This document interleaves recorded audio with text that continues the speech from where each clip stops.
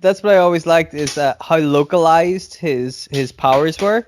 So like, he couldn't like set somebody on fire, but so long as he was surrounded perfectly by 4 metal posts, he could set those on fire. Yeah, only those 4 specific posts. Like. Yeah, only if there's like if he's in the middle of them, because if he's like on the other side of them, like away from the 4 posts, he can't set them on fire. Hey, guess what? It's time for Making Kayfabe with your hosts, Bryce and Dylan.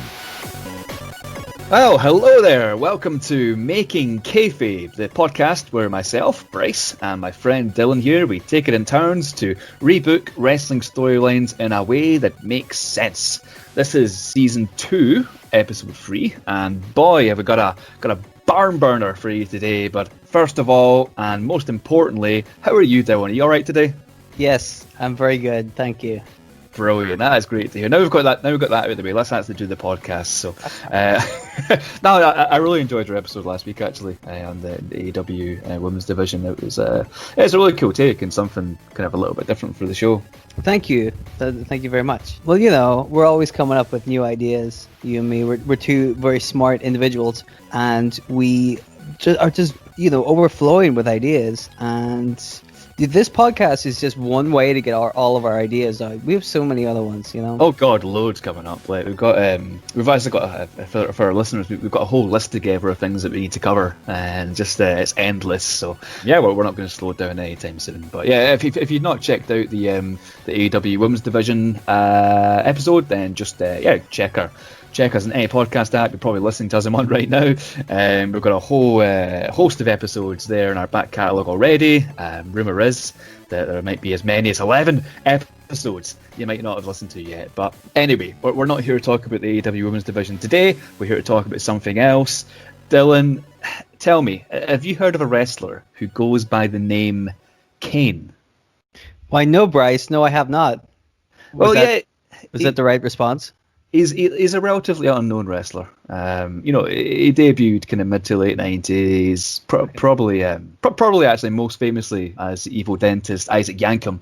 Oh, you know Isaac Yankem, right? God, I used to love that guy. Yeah, he didn't do a what whole happened lot. to him. I'm like, did he lose his job or something? What the fuck, man? Something like that, but now he's a mayor. So now he's a mayor in America somewhere. So he's doing alright for himself. So today's episode is on Isaac Yankem. Is it really? No, it's not. It's about Kane. Same dude, basically. It's the same guy, but yeah, episodes about Kane. Probably one of my favourite wrestlers of all time. I fucking love Kane. Since I was a kid, I've pretty much loved every kind of version of him. But there were times where I wasn't too happy with his booking, or I thought he wasn't being used to the best of his abilities, because the guy has a lot of abilities. Like he's easily one of the greatest big men in the history of wrestling, right? That's fair to say, right? I think that's totally fair to say. I fucking love Kane. I think he's like, when I first started watching, like, he stands out. He's right, like Kane, he's got the big entrance and all that stuff, but he's also like a big imposing dude, and that mask was super cool, He just looked awesome, and you're like, I like this guy. But like, you're right, he could fucking move. Yeah, like, that guy he was doing the fucking top rope the clothesline. Yeah. We were like, whoa, dude, how does this fucking 7 foot tall do that? Not even just 7 foot tall, but like you look at him at like 2000 to like 2003 or 4, and he's like he's huge. Like he's not even just like big, tall. He's got muscles upon muscles upon muscles. He's a huge dude, and like you say, he's like proper agile in the ring. Like he's hitting the ropes like nothing else. He's jumping off the top rope. He's remember that mad match he had with who was it? Was it what, against Albert or something? Where he done like a Hurricane Rama or something? What? You don't see this? What? You didn't see the Kane Hurricane Rama? You know what? I swear to God, it was with Prince Albert or something, or A-Train or whatever he was called at the time. But he does a Hurricane Rama, yeah. He's like, Albert's got him up for like a power bomb, and then like falls back, and it's not like the most like perfect Hurricane Rama you've ever seen in your life, but wow. It's a 7 foot tall one, so he's really cool. But anyway, so one of the bookings of Kane that kind of really irked me was his booking after his unmasking So in my opinion, like a lot more could have been done with him at that time. And you know what? This is something I'm going to drill home during this episode. Fucking none of it should have involved Shane McMahon. He can fuck off from the storyline altogether. I hated that they basically made him Kane's equal when Kane was like decimating and dominating everybody else, being the big bloody monster that he is. Like Shane McMahon. Right. Like, why Shane? Like, that makes all of your other trained professional wrestlers look like fucking idiots. Yeah, it does. And like, fucking Shane McMahon comes in just off the street, and it's fucking street clothes. He's fucking like baseball jersey, whatever he's got on. Like. Kane comes out, and he looks like a fucking monster. He literally looks like a monster. Especially when he unmasked. Right. Well, a little sidebar here for you. I never liked them taking Kane's mask off. I thought he looked way better with the mask on. I didn't like it with no mask. But do you remember whenever he was corporate Kane, where no mask and he was in a suit? Yeah, I do remember that. That was a bad version of Kane. That was so much creepier than really? like a heel. Yeah. Oh my God. There's something about like him with his face and in a suit, which is what he's like now as a mayor, unbelievably. But he was just like standing around, and I'm like, that's so much creepier than like, Monster Kane. There was something about it. I'm like, oh my God, I didn't like it. But yes, I agree with you in that once they took, like, taking Kane's mask off should have been a big fucking deal, right? Because he'd been wearing it was part of his image, it's part of his identity. So to unmask him, first of all, the way they did it was quite flat, because up until that point, all we've heard is Kane wears a mask because his face is scarred from the time his house burned down. We've all been there. Yeah, who hasn't that happened to? Right? Why I wear a mask, Yeah, exactly. They take the mask off and he's got no scars, and then JR is like, oh, it's all psychological scars. Like, you don't need a mask for psychological scars, buddy. That's unnecessary. And then, like you said, after we will go into that in the episode. Well, good, because like that annoyed me. And then like after that, having a feud with Shane McMahon. Like, here's the thing: I was watching that Kurt Angle Shane McMahon match, right? Yes. And that's great. Like, it is great. But also, like, Shane McMahon takes Kurt Angle, an Olympic gold medalist, to the limit. Yeah. Right? And you're like, come on, man. Like, it is a bit silly. And, like, that match is iconic because I had the whole, like, the glass breaking spot with the belly to bellies and the angle slam off the top rope. And, like, it was, like, see the thing with Shane McMahon? Like, some of his matches can be entertaining.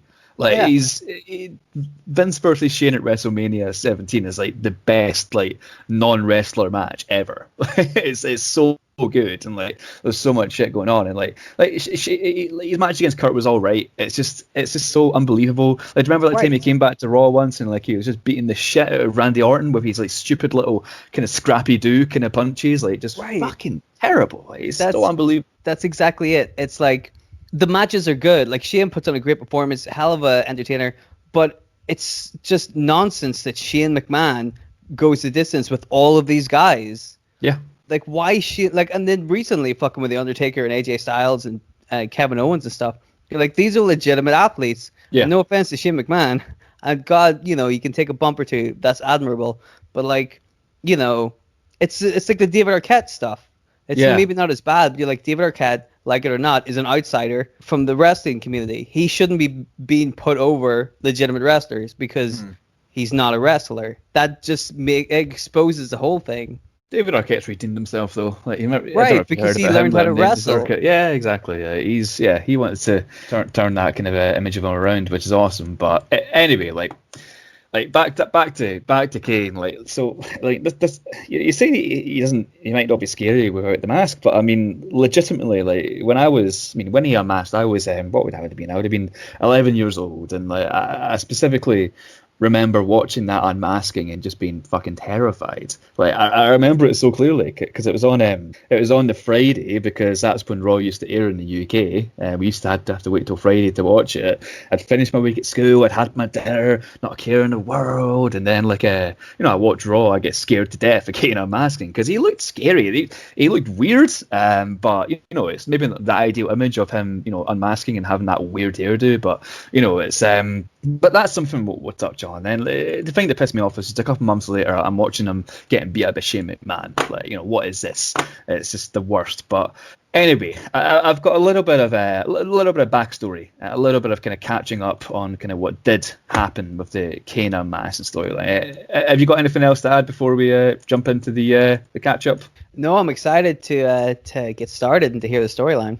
Nice one. Let's go for it then. So this is a catch-up. So this is where we are at the current at the time. So pre-Kane unmasking, around like May, June 2003, Kane was tag teaming with Rob Van Dam. They had a cool little team going and had most recently been feuding with La Resistance. They also had that weird match with the Legion of Doom where Road Warrior Hawk hilariously no-sold a chokeslam followed by a 5-star frog splash. Like he got chokeslammed and then frog splashed and then got pinned and then like just stood up and walked away after that immediately. But it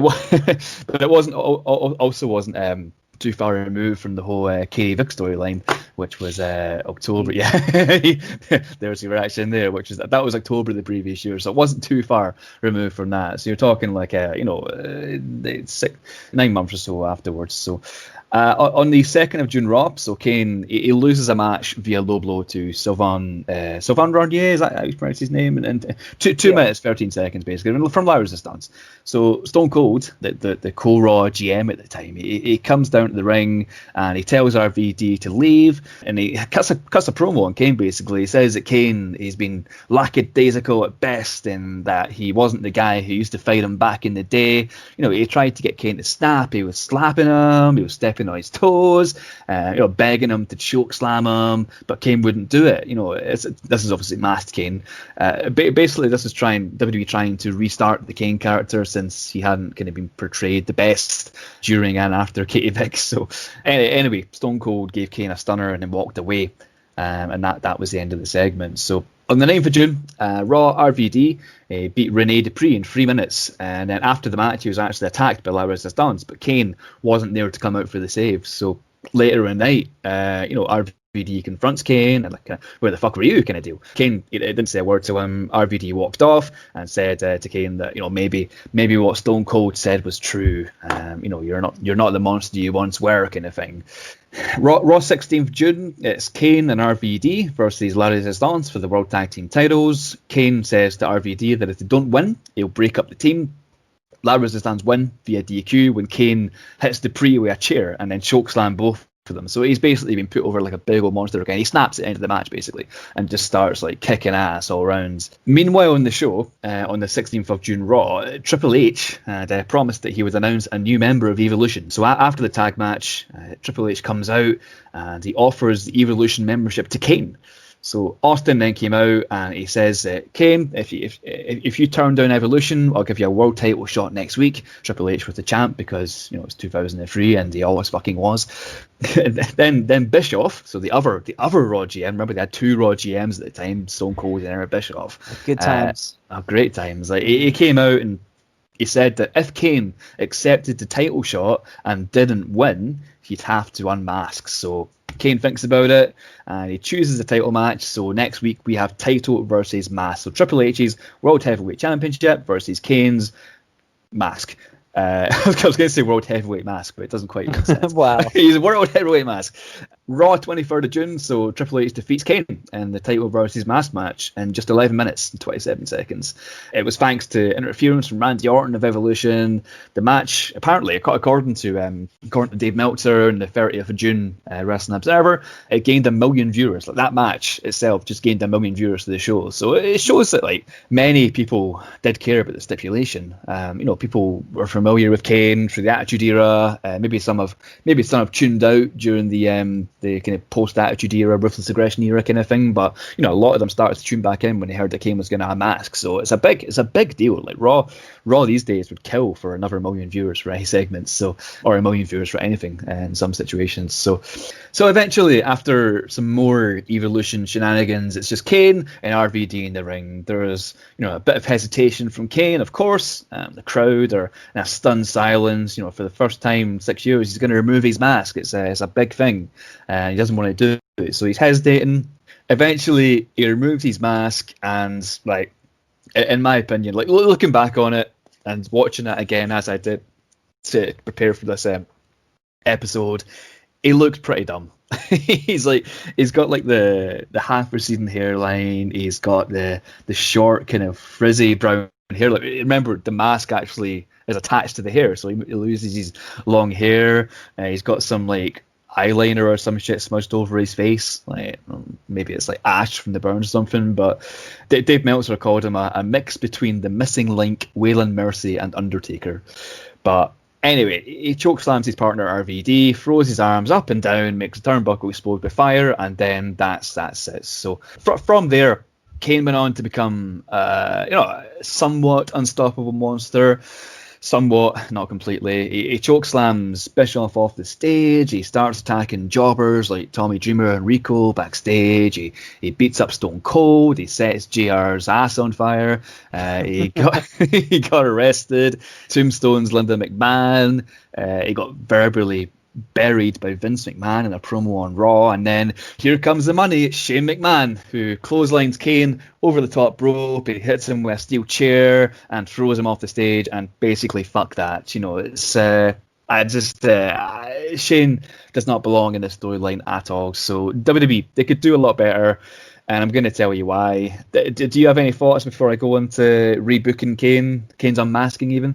I think you nailed it pretty hard, and not for the first time. Hey. May I say, this was kind of the period where I kind of stopped watching. I stopped at some point, like 2002, and I came back to see Eddie Guerrero win the belt briefly in 2004, and then I kind of stopped again. Like, I don't know what it was about this time, but I just wasn't too super invested. Maybe once Kane lost his mask, I was like, I've had enough of this shit, Yeah, maybe the mask was keeping you on, but it's funny you say that, because like 2003, 2004 was kind of like my peak as a wrestling fan. I think like just the ruthless aggression kind of era, because I was just about too young for that Attitude Era. I got into wrestling properly in like 2001, 2002, and like around that time, like I just loved the brand split, and I loved like all the Raw and SmackDown, and most of the characters and stuff. But it was a weird time. There were certain strange things going on, like storyline wise, which I understand why you wouldn't have,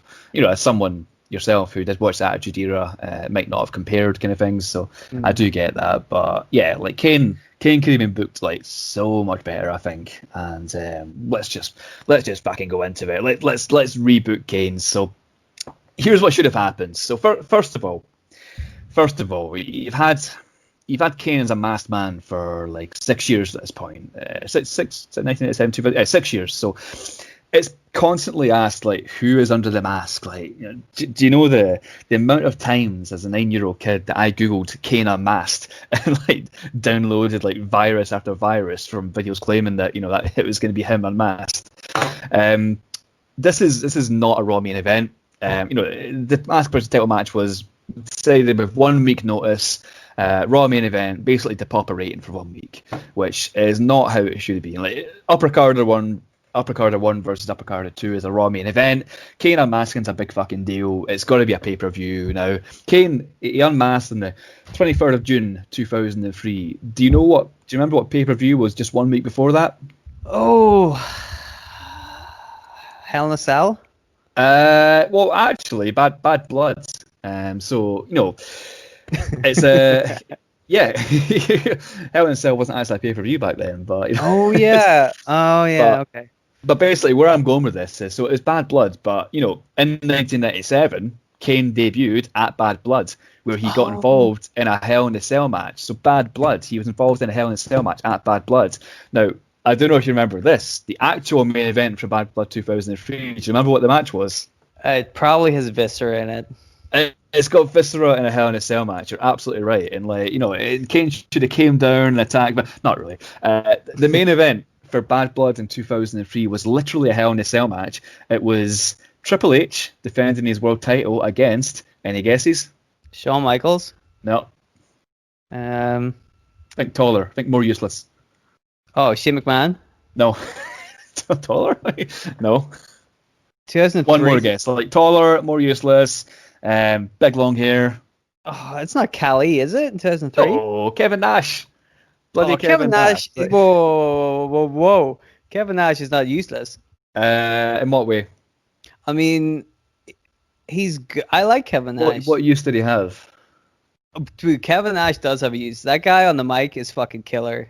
We're gonna disagree there. I'm gonna clarify.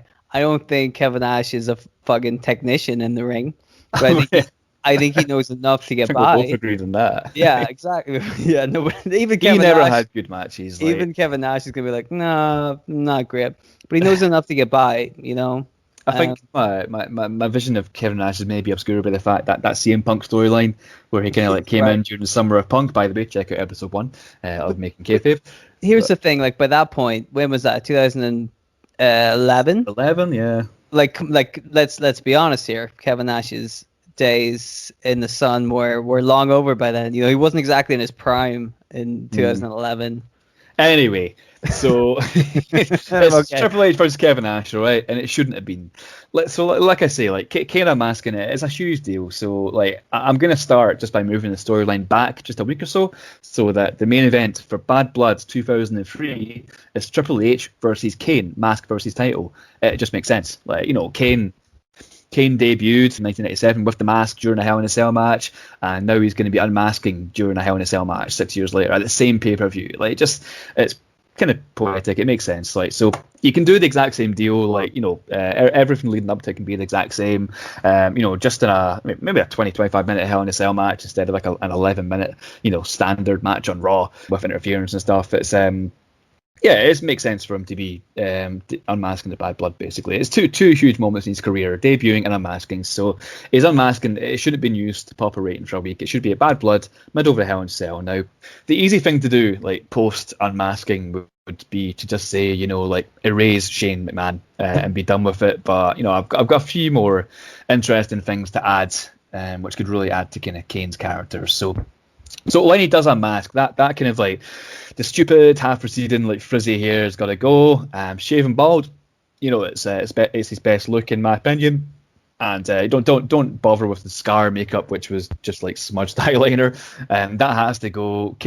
I think like you might disagree, but I think Kane looks scary with his actual face, which I mean in a nice way. Like, not saying like the guy's like, he's like the faces the guy would pull at the right moment, and they're monstrous enough, and like the guy's 7 feet tall. He's scary. Like there's a clip I rewatched of Kane chokeslamming Bischoff off the stage, and then the camera zooms in his face, and the guy just looks terrifying, like an actual like horror villain. That's what I'm saying. You put a horror villain in a suit, it's scary as shit.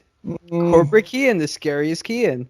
Yeah, I mean that could be a future episode, maybe. Just imagine you're trying to do your job as the authority, and you're like signing papers and stuff. And you look over, and he's just like right in your fucking face, Kane, and here he is glaring at you, and he's got that big smile on his face, and you're like, oh no. Ugh.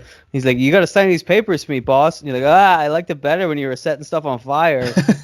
I just don't see it.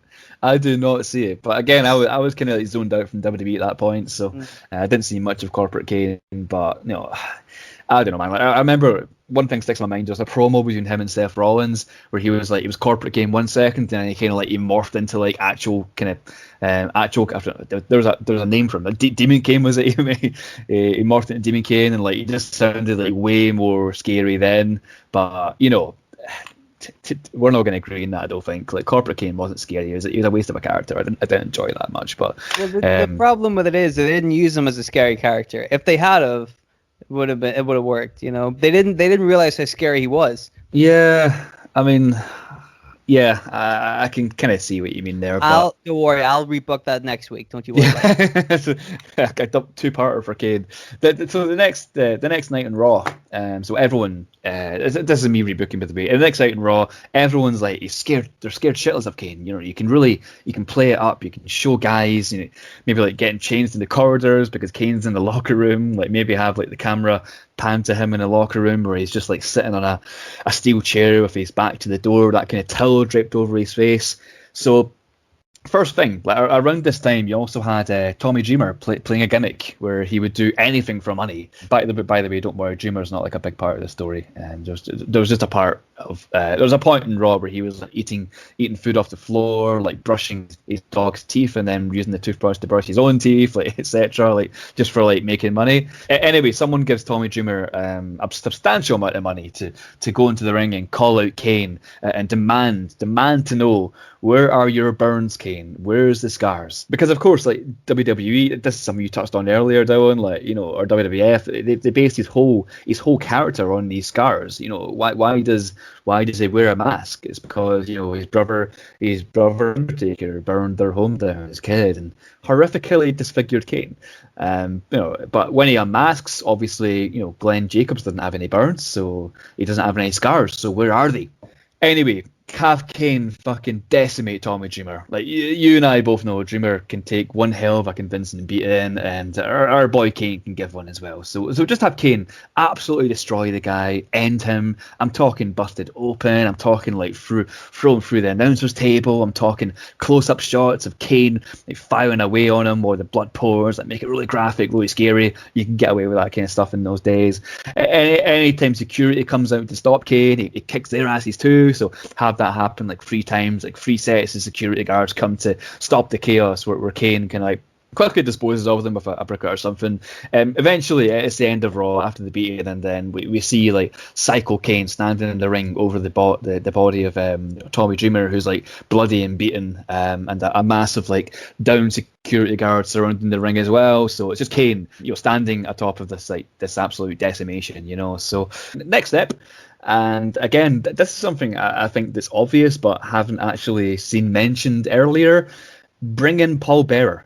So where was Paul Bearer during all of this? Like the next thing you do is, you know, make everything make sense. You don't just like insult your audience's intelligence. You know, there's going to be they're going to find flaws in the story, and Kane not having scars is a big fucking flaw. So, you know, we spoke last week about AEW. AEW so far have been fantastic at tying up loose ends. Everything's made sense in their stories for the most part. So the question is, like, why doesn't Kane have scars? Like, where are the scars that, you know, have been spoken about for years? The reason he wears the fucking mask. So what you do is you get Paul Bearer live on Raw to explain why Kane has no scars. So you actually give an explanation for it. You tie up the loose ends in the story, which is madness. So maybe it's Paul Bearer in the backstage area. He's like sitting in front of like a black background, speaking to the camera. One of those kind of interviews, like. And he tells WWE and the audience like exactly what happened. He clears everything up. So Bearer explains that yes, Undertaker, he did indeed burn the family home down as a child. He did indeed kill his and Kane's parents.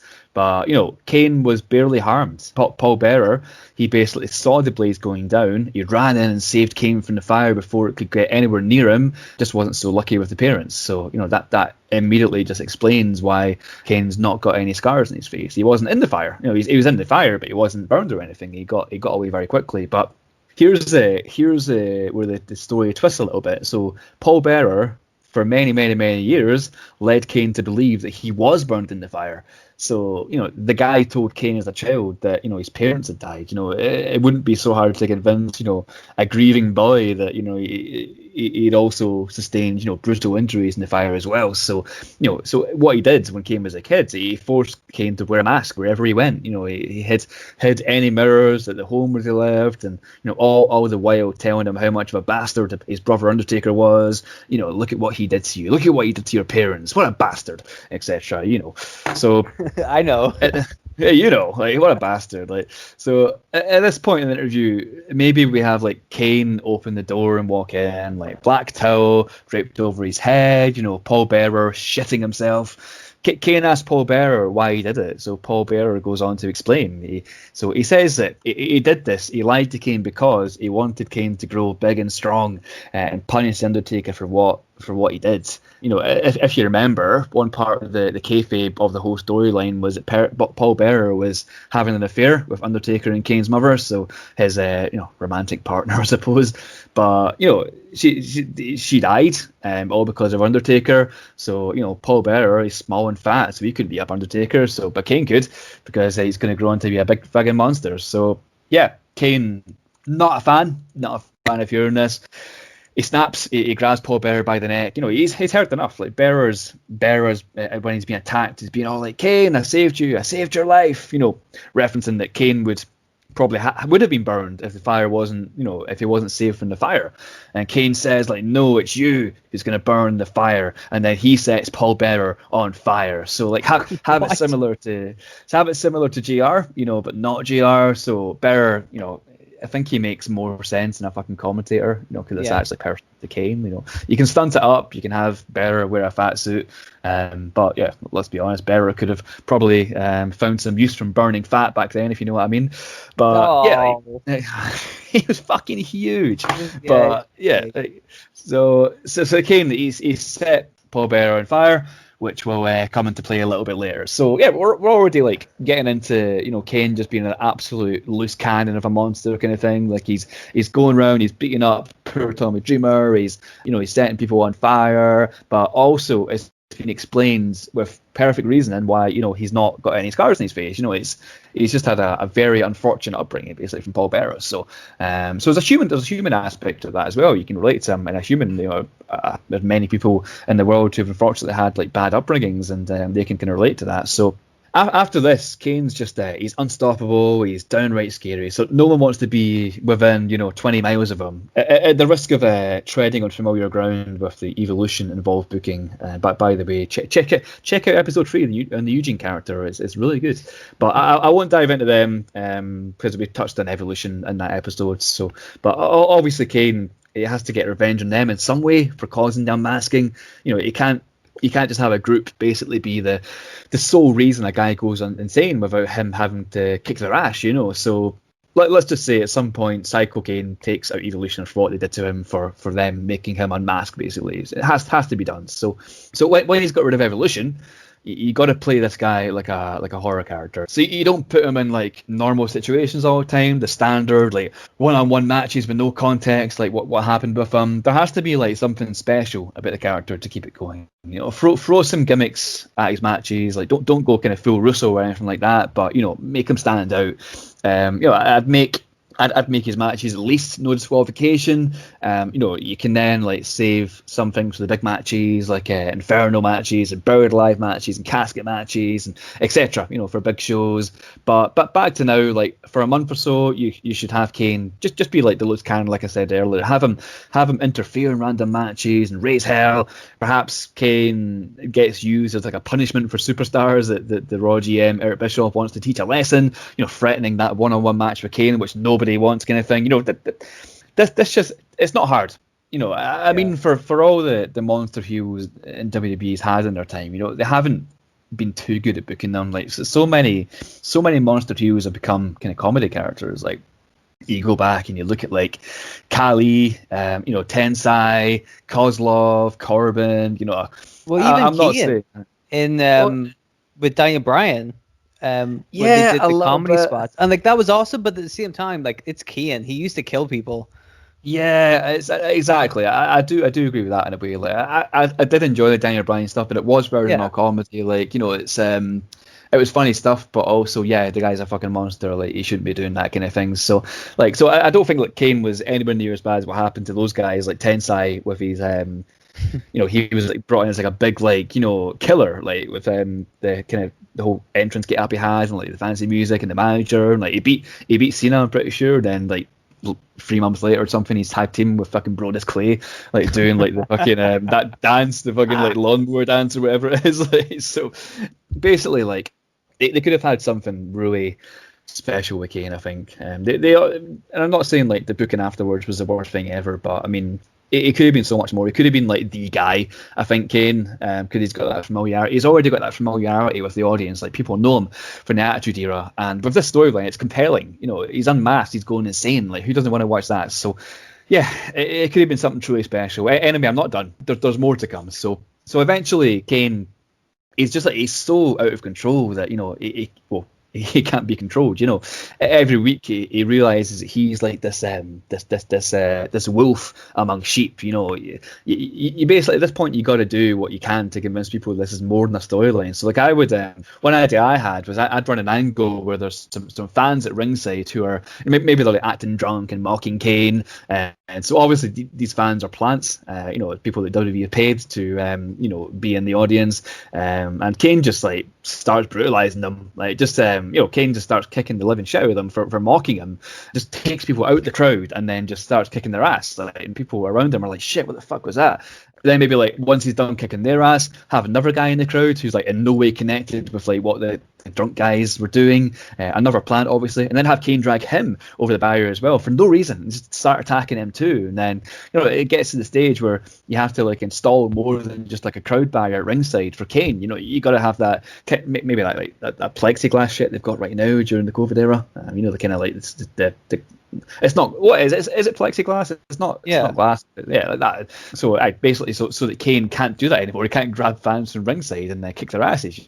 So it's installing that kind of fear and that kind of like uniqueness of Kane's character. Like why are these weird barriers here? It's because of Kane. It's because of this monstrous character. Anyone watching Raw for the first time at that kind of period would be like asking that question, and then they'd hear there's this big terrifying monster on the loose attacking fans, and that would pique your interest. That's kind of what I'm thinking. So anyway, it develops into some other weird stuff happening in Kane's matches. Like one stage you'll attack like the commentary team, so it ends up that none of Kane's matches actually have any commentary because the announcers just get up and leave whenever he's near. They're not paid to put up with that shit. Have him attack referees for telling him to break at the 5 count or something. Just have the guy completely lose his marbles. Maybe even have him like attack cameramen. So the squash matches that he does, they're only actually filmed in the hard cam. Make him stand out because nobody wants to be near this guy. Commentators don't want to be near him to commentate his matches. Referees don't want to be there to referee his matches. Cameramen don't want to be there to to film his matches because he's just this big unstoppable monster. Make him stand out. So anyway, Kane, he's fucking nuts. So now on the Raw roster in 2003, you've got lots of fodder for Kane to beat up. By the way, you've got guys like Spike Dudley, you've got your boy Stevie Richards, you've got Al Snow, you got Hurricane, you got Val Venus, you got Tommy Dreamer, who we've already spoken about. Kane, he attacks them all until there's a point where like a huge percentage of the roster, as well as staff like commentators, referees, etc., they're thinking, fuck this, we shouldn't be living in constant fear from this monster. WWE should be protecting them while they're working there, So do you know what they do? They start a union. So next week on Raw, all of these wrestlers, all of these commentators, backstage workers, referees, cameramen, you name it, they get in the ring during Raw and they're staging a protest. They're saying we refuse to work a minute longer until Kane is fired, basically. He's been causing us to look over our shoulder for months and we're just absolutely sick of it. And they're right. Kane's been terrorizing the WWE, and WWE have just kind of let it happen. So anyway, it wouldn't take long for Kane to appear. So he comes out, he's got his, in fact, with his badass entrance music. By the way, did I mention that Kane had awesome music around this time? Do you remember that song? Yes, I actually do remember that song, and I fucking love it. I'm trying to remember the name of the band, but I can't remember. It's like Your Fire Burns. What was the name of the band? It's going to really annoy me. I don't remember the name of the band, but like I tried looking them up, and I'm like, I think this is their only good song. Yeah, they're kind of like a new metalish kind of band, aren't they? So yeah. I thought that was a really good song. I can't say I've heard much of their other stuff, but I mean, it's maybe my favorite entrance music of all time. Like I love that song. Like I've got it on like Spotify playlists and stuff, basically, because it's just so damn good. But anyway, Kane comes out, so the protesters are in the ring, the unions are in the ring. Kane comes out and he stands in the entrance ramp and he's staring down the angry mob. They're in the ring, maybe they're holding up signs like, fire Kane now, and one of them's got like one of those kind of megaphone things. Like they're basically doing what protesters do.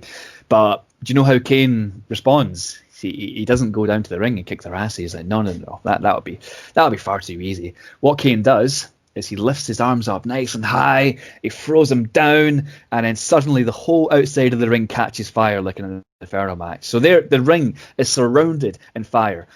By the way, at what point did we did Kane not have powers anymore to make things catch fire at will? Did we forget that was a thing? Like, when they took the mask off him. Well, yeah, is that his powers though? Like, we're either way, like we're leaning heavily into the kayfabe here, but fuck it, like. When did Kane lose his mysterious like fire-based powers? Like, when was it ever explained that he didn't have them? We're not going to go overboard here, but every week he comes out, he throws his arms up and then down, and fire comes out the turnbuckles. So like, it's something that That's what I always liked is how localized his powers were. So like, he couldn't like set somebody on fire. But so long as he was surrounded perfectly by 4 metal posts, he could set those on fire.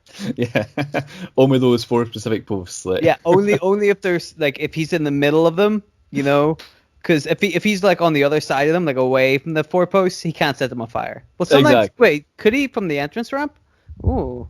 So the protesters, they're in the ring, they're surrounded by Kane's fire, so they can't leave. The ring itself isn't on fire, but the outside of the ring's on fire, so they can't move.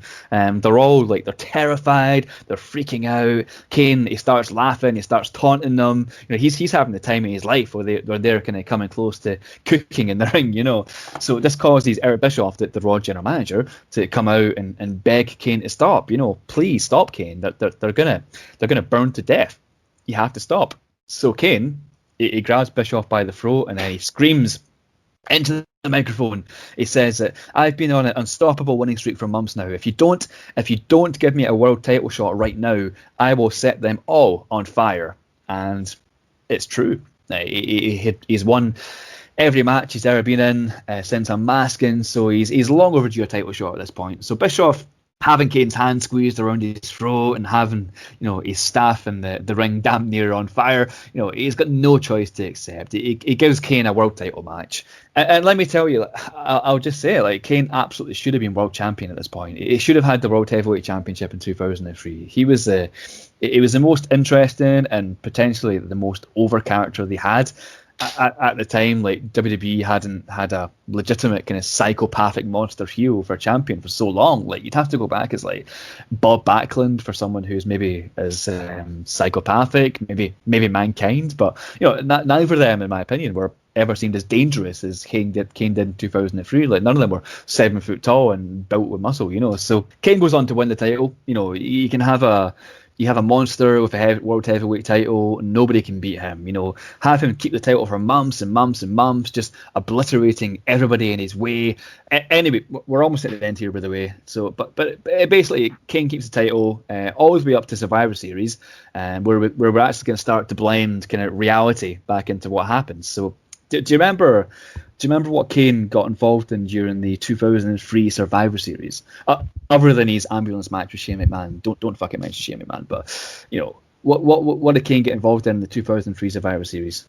Oh, I feel like I've seen that Survivor Series. Do you remember what the main event was? No, probably a Triple H in it. What if I told you it was a buried alive match?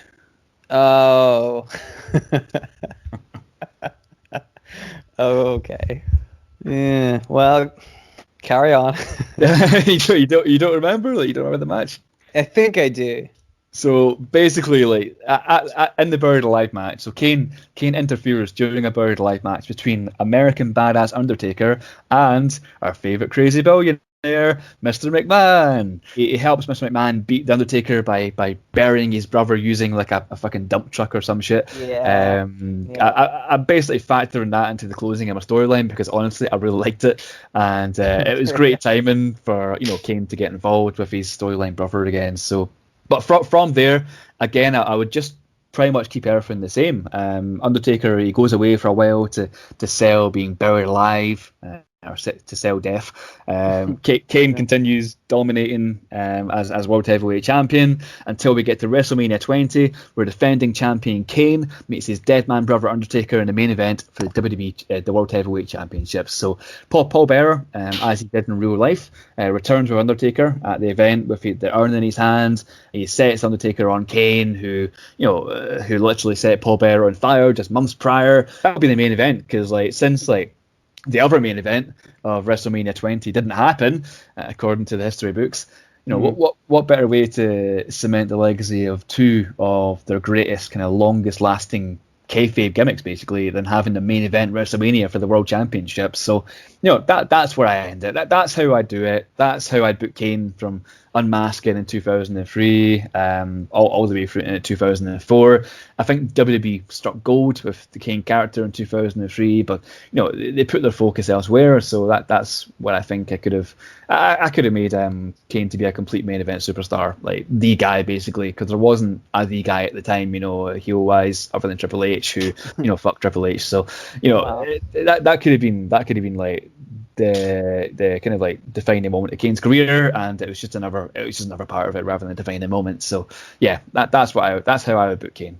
Okay. I dig the whole thing. I, like you, I've been a big fan of Kane. I think that he didn't really get a fair shake. Like, he was so popular, he was so over, and I feel like he should have had a substantial championship reign long before he actually did. So I enjoyed this kind of rebooking. I really like the idea you had for like making him into a monster, like a really believable fucking heel monster, where he's scaring off the cameramen, and he's scaring off the commentators and stuff like that, and the plexiglass and all that stuff. Because I think that does a really good job of like making it clear that he's a monster and nobody wants to mess with him. That's exactly the kind of booking that people need to do. And I really like the angle where like the people are inside the ring, and then Kane like puts the fire all around the ring, and he's like, give me what I want or else these people will die. Like, that's such a clever gimmick that I don't think they've ever done that before with Kane, and it seems so obvious now. Like, I didn't think of it, but till you said it, but now I'm like, oh, of course, that makes sense. Like, it's perfect for Kane's character, and it's a good way to get him over as a heel, So yeah, I thought that was really good.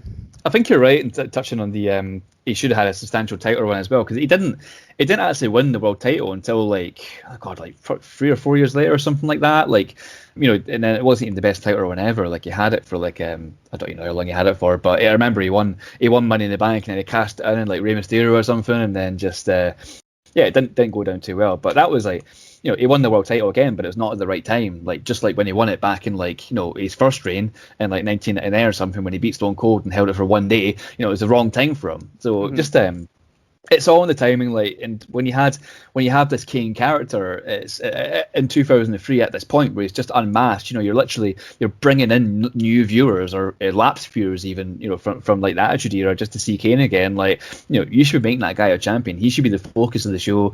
He should be have all these special things, like I say, like plexiglass and like no commentary in his matches because the commentators are shit scared of him. Like, have him have the no DQ matches, like all this stuff, and like he should have it all. Including the world title, and that would be, it would be the best thing to possibly do for him, at that time, I would say. But also, like, the way you swung it around to like him still doing that stuff at Survivor Series with The Undertaker, that all, to lead to a match at WrestleMania, that all makes sense, because up to this point, you've got Kane, who's been an unstoppable monster. He's buried his own fucking brother, and he's the world heavyweight champion that nobody can beat. Who could possibly beat him? Well, now you've got, one, Undertaker has a legitimate reason to come after Kane, and two, he's like, the same size as Kane. He also seems like if anybody's going to beat him, it's going to be the Undertaker, because Undertaker is a match for Kane. So you've got, it kind of works on two levels.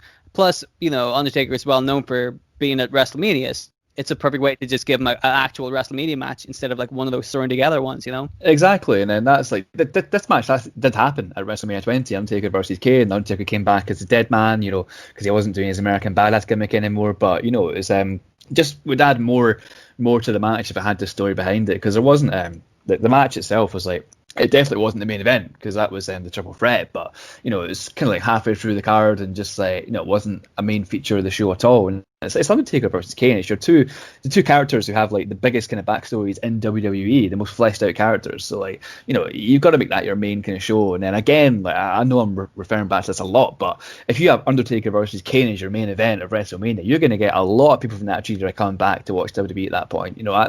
That's the two characters people know. Like I remember like my friends when I was young, like the ones who didn't like wrestling, still knew who Undertaker and Kane were because they're the two like badass characters, So I just think that would have been a lot better for the character. But that's the one problem making kayfabe. Like we can book all this shit, but it's never going to happen. So yeah. Tell you what, how about we get a little bit of Kayfabe Tombola on the go? Ooh, I'm excited. So now, you know how Kayfabe Tombola is like really stressful and, without any added complications at all. Well, I've got a special treat for you today, my friends. So, so we've not briefed this on Dylan. We've not briefed Dylan on this yet. So, for those listening for the first time, like what we usually do for Kayfabe Tombola is that the person hosting the episode will have 4 wrestlers and 4 situations numbered 1 to 4 and letter A to D. The person not hosting that week, which is Dylan, this week is Dylan, will have to choose a number letter combination, so 4B, 2C, etc. Then he's gonna have 60 seconds to come up with an excellent storyline based on the given wrestler and situation. But for this week, I'm gonna swerve you, bro. This week on Russo Tombola, I'm going to give you 4 reasonably well-known wrestlers and 4 situations that aren't too complex. So we'll do the same thing as usual. You're going to pick your letter number combination, but during your 60 seconds, whenever I see fit, I'm going to call out the word bro, which will then mean that you have to introduce a twist to the storyline that no one's ever going to see coming. So I might say it once, I might say it 5 times, but you're never going to see it coming, bro. Are you game?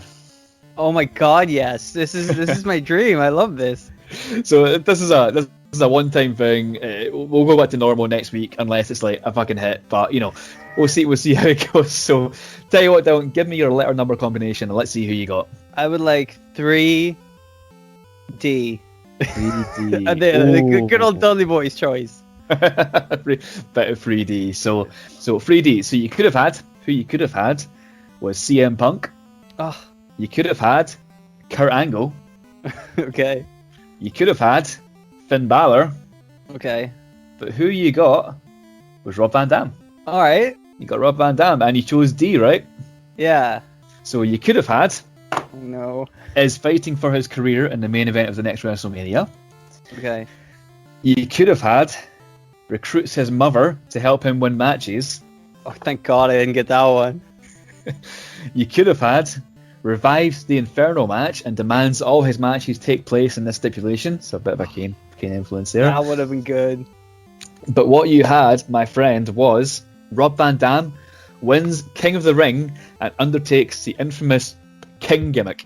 Oh. The same thing. It didn't work for like Sheamus, Booker T, Barrett, and many more. So King Van Dam basically is who you got. Okay. So you're going to have to come up with a storyline around the King character of Rob Van Dam. Are you ready to rock, bro? Yes. And then when I call out bro, you've got to change the storyline to something he's will not see coming. So are you ready? Yes. 3, 2... Oh, I've not got a timer. just I've got so caught up in Russo Tombola, I've not even got the timer ready. just count out loud while I do it. 1, 2, 3... All the way up to 60, yeah. Right. I've got a timer now on my phone, so are you for the third time? Are you ready to go? I don't know if I am, dude. All right, let's go for it. So 3, 2, 1, go. Okay, so Rob Van Dam is in the King of the Ring. He's like, I'm gonna win it, and then he gets all the way to the final, and nobody thinks he's gonna win because I don't know why nobody thinks he's gonna win, but then he does win. He beats Jeff Hardy, and everybody's like, "Wow, what a great!" But it wasn't really Jeff Hardy; it was Matt Hardy, and everybody's like, "Wow, you beat Matt Hardy or Jeff? We're not sure." And then so he's a King of the Ring. Rob Van Dam's a King of the Ring, and he's got a crown, and then he's like, "Yo, what? Oh, but it's not really a crown. It's just a hat. It's a cowboy hat." And he's like, "I'm the king of Cowboy Town." So I'm a king and I'm a cowboy. So what do you think of that? I'm taking this King of the Ring to new directions. But you didn't think this was a thing. And also, no, I wasn't high when I came up with King Cowboy. Oh, so the cowboy thing was a swerve. I'm not really a cowboy. I'm an astronaut, and because I get really high, and I'm from space, and I'm the king. What do you think of this? And then Triple H is like, dude, Raw ended like 20 minutes ago. You have to stop talking. And everybody loves our new crazy talking Rob Van Dam. What's wrong with him? He's insane. Everybody loves it. Your time finished 17 seconds ago, but that was Russo Tombola's a hit.